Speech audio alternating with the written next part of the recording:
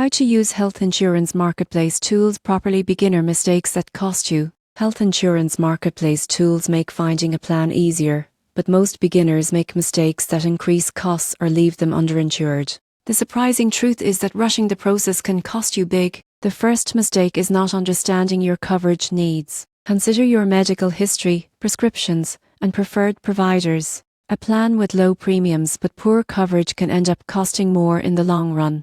Another common error is ignoring deductibles and out-of-pocket maximums. Low monthly costs can hide high potential expenses. Always compare total potential costs, not just the premium. Many users skip subsidy eligibility. Government programs may reduce premiums or out-of-pocket expenses. Failing to check these options means overpaying unnecessarily.